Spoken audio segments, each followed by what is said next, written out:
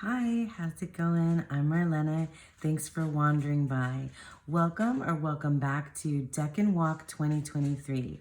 In this series, we've been following the zodiacal wheel of the year, and we've been going through each zodiac sign that is split into 3 pieces or decans that span 10 days or 10 degrees. And we've been paying attention to the astrological correspondences to the tarot.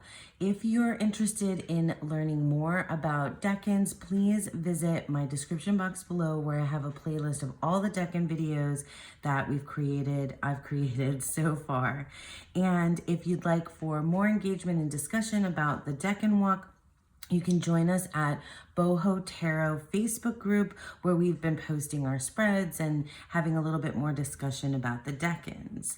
So without further ado, we're going to go ahead and get into the current decan.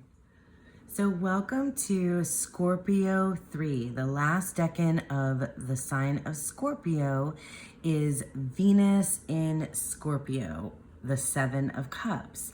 So on my decan card here from the Divine Decan Tarot, we have Venus in Scorpio, and it is fixed water. So we've already in the last couple of decans of Scorpio talked about that Scorpio is a water sign, and it is also fixed, which means it comes smack in the center of the season in which it appears. And in the northern hemisphere, that's the fall season. It's the 3rd decan, and it spans from November 3rd through November 22nd. And I always remind you guys that these dates can be off by a day or two, but I just go by what's here on my card. And we have the 7 of Cups, and this is the Rider-Waite-Smith depiction. And on the bottom here is the Hermetic title, which is the Lord of Illusionary Success. The Lord of Illusionary Success. On the Thoth card, this is called the Debauch card. So I also have here for you from the Abstract Thoth Tarot that was created by my buddy Lennon Smith. She also included 12 cards for the zodiac, and this is the Scorpio card, which is a visual depiction of how Crowley described the zodiac signs. And I want to say it's from the book 777, but I can't remember. I think so.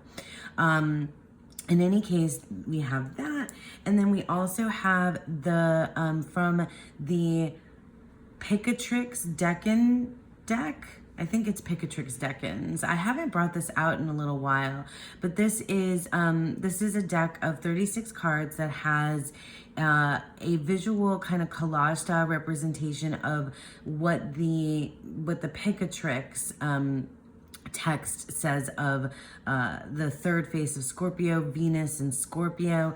And the little pamphlet it comes with reads the 3rd face of Scorpio: a horse and a rabbit, a talisman. As a talisman, gratification of evil desires. I just thought that was really cool.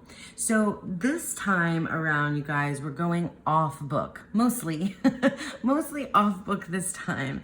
And that's because, just like in the last decan, I said that life has gotten busy and I haven't had the time to put towards the decan study that I have in the past. But also it's kind of a blessing and a curse to not have enough time. And the blessing is this time, I think, that because I've been doing this now since March, right? So we're in Scorpio. This is the 8th sign of the zodiac. Yeah. So now that we're in so far into this, I have learned a lot. And so I'm thinking, and this might be a rambly type video, but I want to just kind of use what I already know about the planets and the signs and the tarot to kind of, in my own way, put together how this card comes together, which is really the sort of my main goal and objective of the Decan Walk, is to learn a little bit more astrology, but mostly so that it kind of informs my tarot, right? So with Venus and Scorpio, we have two major cards that this is associated with, and we have Scorpio, which is the death card that we have already been visiting with, and then we have Venus, which we've seen before. Venus is the Empress. So in the Rider-Waite-Smith depiction of the Seven of Cups, Venus and Scorpio, we have this image where it leads us to these kinds of key ideas and phrases about options and choices and desires and fantasy, because we have our shadowy kind of silhouetted figure and we have the Seven Cups, and there's something coming out of each of these Seven Cups. And one of the big things that I think that most readers interpret when this card comes up is that these are potential desires. These are daydreams. These are fantasies. These are choices and options. And when we think about Venus, the Empress, involved in this particular card, then we think of creation. We think of potential. I already said the word potential is what I think, for me, brings this together, that we have potential for what is not yet birthed, right? But we also, with Venus and the Empress, get this idea of love, of desire in some ways. We get this idea of luxury and fruitfulness and birth, really. But on the flip side of that, we have the death card, we have Scorpio. And so we have this idea maybe of excess, of going like flipping over to the other side. And that's what I think is kind of the way that we see this come about in the Seven of Cups from the Thoth Tarot, which is, this is my trimmed version, so we don't have the title down below, but we have our like slimy, oozy, debauch card. And a lot of folks read the Seven of Cups in the Thoth as like an excess of pleasure, right? Because the Six of Cups was pleasure. And then we've kind of tipped the cups over and the scales over, really, to like taking all of that pleasure and going too far with it. And now we're just like kind of mired in this like, or we're kind of like slimed with all of this like ooze. In the death card, we have that ooze. And it's, well, I think, here, I'll bring our Empress out too, from Thoth. I think, or I know in the Book of Thoth, there's this idea of putrefaction, which is like the, I don't know, it's like this primordial kind of like death ooze where life comes from. So it's like a cyclical thing. But the ooze is I don't know, it's like when, it makes me think of like when, of matter breaking down, you know, when something has decayed and rotted and it's dead, right? And then it becomes like oozy, slimy, you know, putrefaction. That's what it makes me think of. And I feel like the way that Waite interpreted the Seven of Cups, Venus and Scorpio, and the way that Crowley interpreted Seven of Cups, Venus and Scorpio, is like two sides of the same coin, where we have, I feel like Waite leaned more towards the Venus, the Empress kind of energy in this card, and Crowley leaned more towards like the death, the Scorpio side of this card. But for me, like these cycles of life and death seem very apparent throughout the Scorpio decans, all three of them, like what we've been talking about like in the last decan where it's, you know, where it was like memory and your self, you know, like the beginning and the end of a person's timeline, right? A human's timeline, it felt like in the last decan. But here it feels like we have like this, the not seeds, that feels more that feels more pentacle like, but when but it's more like emotional, right? Because this is the cups, right? The water suit. It's emotional, but it also feels like what we see happening in the Seven of Cups in the Waite Smith is, this is potential. Like these are options that are like not yet birthed, right? This is the ideas of things still in the womb, like not manifested yet. And we, you know, I mean, I don't know about you guys, but I often identify with this figure as the one who has all of these different choices to make. And it's like on the precipice, right? So they're standing before all of these potential, you know, this fantasy, and it reads fantasy and illusion, right? Illusionary success. It reads that way because the Empress is the mother, you know, in my mind. The Empress is the mother who gives birth, you know, who gives birth to all those created things. It makes me think of like, you know, Gaia and all her children inside her, and like giving birth to, you know, holding on to and thinking of what could be, you know, potential, basically. And that's what potential means, what could be. Whereas this feels like it leans way more towards our idea of death. Like once we've tipped over and we've gone too far, we're at the other end, and we've maybe, I think a lot of people read this as like excess in terms of like overdoing it with drinking and partying or whatever it may be. Like some folks, I think, call this like the hangover card. I want to say that Lenin, I think it might have been the Seven of Cups or the Empress, but I think she talked about this card as the Marie Antoinette card. So it's like too much, giving into too much excess.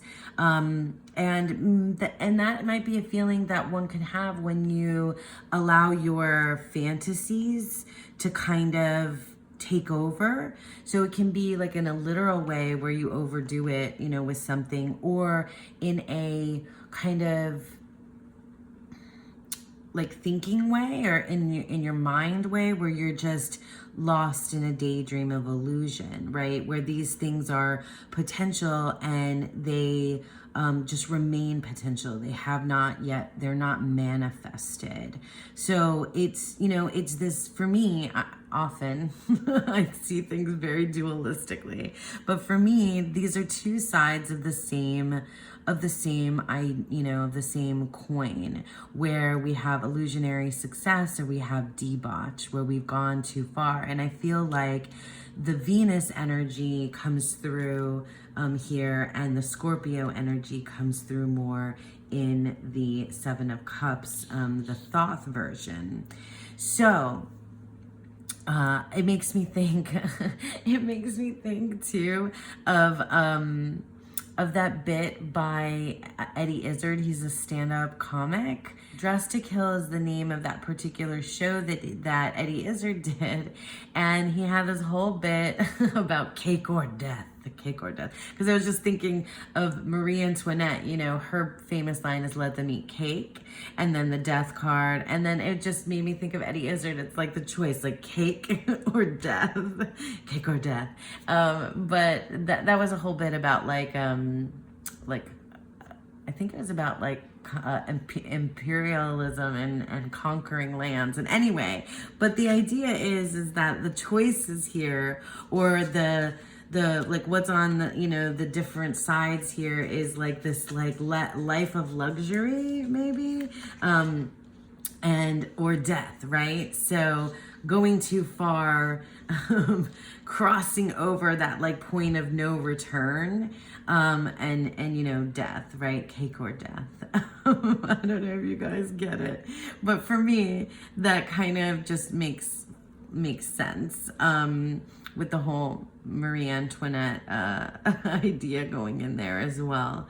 But yeah, I really feel like without having spent like all this time diving into Susan Chang's book, 36 Secrets, and all the other tarot and astrology books that I have, that I wanted to kind of just, you know, make my own mind up and draw my own conclusions about what the conversation is between these two, which is what feels for me what the investigation into the Decan really is. It's about looking at these major card associations and finding that minor card, you know, in that marriage of these two. And we have, you know, the creatrix, right? We have the Empress, we have Venus with Scorpio, and you can see like it's like oil and water. Yeah, right? Oil and water, where this is water, really, and this is oil, or vice versa, and they're not really mixing their life and death, right? It's the potential for life, it's the end of life here, kind of in the same Decan. and what we get is this like human like vantage point, this human way of kind of sussing that out. You know, what are we going to do with this life? What potential do we have? And what is at our fingertips? What is for us to kind of, you know, like get dirty in, right? It's not quite mud. This is like, the mud kind of comes through down here, but this is like slime and ooze, and just getting ourselves like, you know, wet in that kind of excess maybe of emotion too. I mean, you know, that happens when I feel like excess of emotion definitely comes out when you are in an excess of kind of anything, especially drinking. if it's the hangover card, definitely emotions are excessive, you know, if you've been in that position before. And oh yeah, did we look at let's look at just the thoughts, let's look at just the colors here. Maybe I'll pop up some other cards from different decks. So yeah, you can see where a lot of the colors from the Empress are coming into play here. And then we have these like sort of browns and oranges down at the bottom from our Death card. These are the cards from the 8th House Tarot, which I often show. This is our Empress card, our Venus card. And here we have our Scorpio, which I think I showed before, which is this rose. And I still can't figure out what is like going on in the background of this card. If you guys see it, then let me know. For me, it just feels like this like abstract kind of color. But I love a rose as the symbol for death. And then we have Venus and Scorpio, the water, 7 of water, which is the 7 of cups. And then we have these different cups. This leans, of course, much more towards our Waite Smith interpretation, where we have all of these different items coming out of the cups. And that's one of the things that I want to talk about as well. But let me show you a few more decks. This is from the Zodiac Tarot. And it is, of course, your, you know, Waite Smith interpretation here is the inspiration, where we have, I love the art in this deck. So it has your glyphs on the card. So Venus and Scorpio, and then very, very much Waite Smith. And here's our Death card, which is really cool, with our skeleton with the scythe.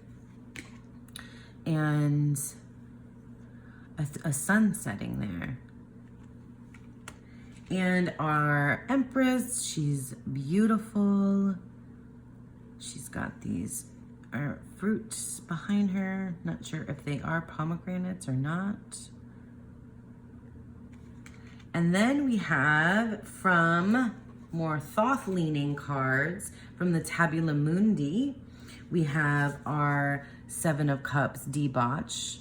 And again, we have our glyphs right directly on the cards. And, you know, I didn't look up at all what Emma Moline had to say about this card, but we have this like desert kind of cracked landscape with pyramids in the background.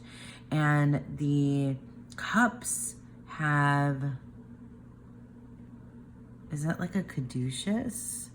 And then there's the snake inside the bubbles, like above each of the cups. Or are they different things? I'd have to get my magnifying glass out to see. I'll probably look up and read what Emma Moline had to say later. But this feels tied to mythology in some way. If with the snake, well, the serpent is Scorpio, right? Because we have the three like kind of phases of Scorpio, where it is the lowest is the scorpion. Then we have the serpent, which is kind of like, I guess, the middle kind of transformation of Scorpio. And then we have the eagle, sometimes depicted as a phoenix. So Scorpio is this like transformative sign. It's, you know, has to do with transformation. And that's, you know, that's an interesting thing to look at too when you're in the Seven of Cups. Like where are we taking our desires and how are we transforming them? And for me, you know, like I said, that the end of the cycle is when I feel like you're leaning into that, you know, the Scorpio energy here. So here's the Death card in the Tabula Mundi, and I know that she brings together so much symbolism. And then the Empress, which is probably one of my favorite cards in the Tabula Mundi. So cool. And definitely you see colors coming across here too. And then lastly, let me show you from the Hermetic Tarot. Here's our Seven of Cups, which leans very much towards the Thoth interpretation, although there's like no water anywhere in this card. So we have this hand holding these stalks of flowers, and each of the flowers is like wilted and kind of are like dying into the cup. Is this like fruit? What's going on back here behind this plant? Or is that just like, I think it's fruit. Let me see. Nope, there's nothing from the Empress that suggests it's coming from the Empress card, but harvest and fruits and bounty, you know, makes me think of the Empress. Here we have the Empress. Oh, so yeah, the cool thing about the Hermetic Tarot is that it has the Hermetic titles on it. So Lord of Illusionary Success. And then the Empress is the daughter of the mighty ones. She's so cool. There's scales here. I haven't, like I said, with the Hermetic Tarot, well, I didn't say in this video, but I've said when I brought it out before, that there's so much to study in the Hermetic Tarot. And there's a little white book that gives you quite a bit, but there's so much more, I think, to deep dive into. Let's see, and it has our Venus glyph here. And we have our eagle. That's so cool. And then the Death card, which is very much like our Thoth depiction of death. This is so cool. We've looked at this before. Death is called the child of the great transformers. What an amazing title for death. Child of the great transformers. And you see your scorpion, you have your serpent, and you also have your eagle here too. So the transformation is complete on this card as well. This is such an interesting weapon that the Death is holding, because it's like this, it's serpentine as well, because it's got this like coiled tail, and it looks like almost like a hose kind of too. And then the point is going through this skull. That's so awesome. I just love it. There's like arms, bones, other bones that are broken around here. How cool is that? So, so that's like from all these different cards, or all these different cards from all these different decks. And I think that's appropriate with this like idea of options and choices and potential, and perhaps going overboard with fantasy and illusion and excess and debauch, and like the human experience of just like making sense of life and death, I think, which for me is like really really what the tarot is all about, you know, making sense of our human experience.